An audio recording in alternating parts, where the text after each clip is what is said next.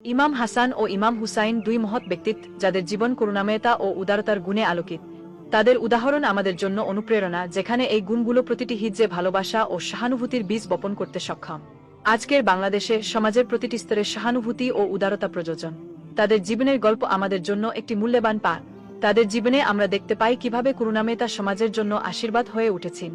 এই মহৎ গুণগুলো শুধু অতীতের নয়, বরং আজকের দিনেও সমান প্রাসঙ্গিক।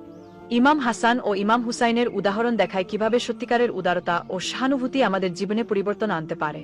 তাদের জীবনগাথা আমাদের স্মরণ করিয়ে দেয় যে করুণাময়তা ও উদারতা আমাদের মানবিকতাকে সমৃদ্ধ করে। আসুন আমরা তাদের পথ অনুসরণ করি এবং নিজেদের জীবনে এই গুণগুলো প্রতিফলিত করি। ইমাম হাসান ছিলেন করুণার জীবন্ত উদাহরণ। তার উদারতা ছিল অনন্য, প্রায়শই নিজের সম্পদ দরিদ্রদের মাঝে বিলিয়ে দিতেন। তার জীবন দেয়ার মহত্বের এক আকর্ষণীয় প্রতীক। ইমাম হাসানের উদারতার গল্প আমাদের দেখায় কিভাবে তিনি আশেপাশের মানুষদের জীবনকে প্রভাবিত করেছিলেন। তার সমাজের প্রতি অবদান অপরিসীম ছিল, যা তাকে আদর্শ মানুষ হিসেবে প্রতিষ্ঠিত করেছেন। ইমাম হাসান শুধু নিজের জীবনেই এই গুণাবলী প্রদর্শন করেননি, বরং তার কর্মের মাধ্যমে সমাজে স্থায়ী প্রভাব রেখে গেছেন। তার জীবন এবং কাজ আমাদের শিখায় কিভাবে উদারতা ও করুণা সমাজের বিভিন্ন চ্যালেঞ্জ মোকাবেলায় সহায়ক হতে পারে। এই গল্পগুলি আমাদের অনুপ্রাণিত করে এবং মনে করিয়ে দেয় যে সত্যিকারের দয়া ও উদারতা কিভাবে সমাজকে আলোকিত করতে পারে। ইমাম হাসানের এই মহান গুণাবলী নিয়ে আলোচনা করার পরে আমরা এগিয়ে যাব ইমাম হুসাইনের জীবনের দিকে, যেখানে উদারতা এবং ন্যায়বিচারের আরেকটি দৃষ্টান্ত অপেক্ষা করছে। ইমাম হুসাইনের জীবন ছিল ন্যায় এবং উদারতার উদাহরণ, যা আজও অনুপ্রেরণাদায়ক। তার উদারতার গল্প শুরু হয় শৈশব থেকেই, যখন তিনি চারপাশের মানুষের প্রতি সহানুভূতি দেখাতেন। ইমাম হুসাইন বিশ্বাস করতেন যে ন্যায়বিচার শুধুমাত্র একটি মতবাদ নয়, বরং জীবনের অপরিহার্য অংশ। তিনি ন্যায় প্রতিষ্ঠায় সক্রিয় ভূমিকা পালন করেন এবং এই মূল্যবোধের প্রচারে তার প্রচেষ্টা অব্যাহত রাখেন। তার উদারতা কোনো সীমাবদ্ধতা চিহ্নিত না।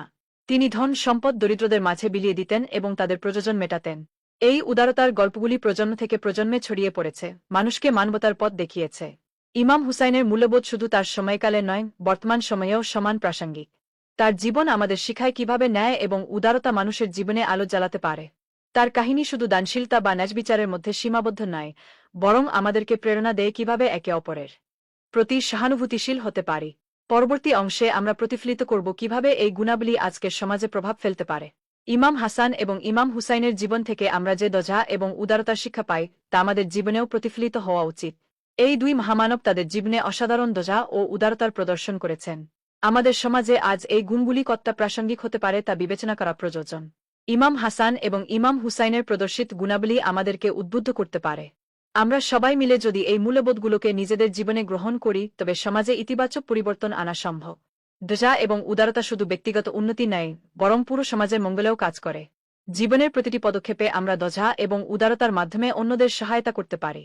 ইমাম হাসান এবং ইমাম হুসাইন আমাদের শিখিয়েছেন, সবচেয়ে ভালো মানুষ সেই যে অন্যদের সবচেয়ে বেশি উপকার করে। আসুন আমরা সবাই মিলে এই গুণাবলীর চর্চা করি, যাতে আমরা সবাই একসাথে একটি উন্নত সমাজ গড়ে তুলতে পারি।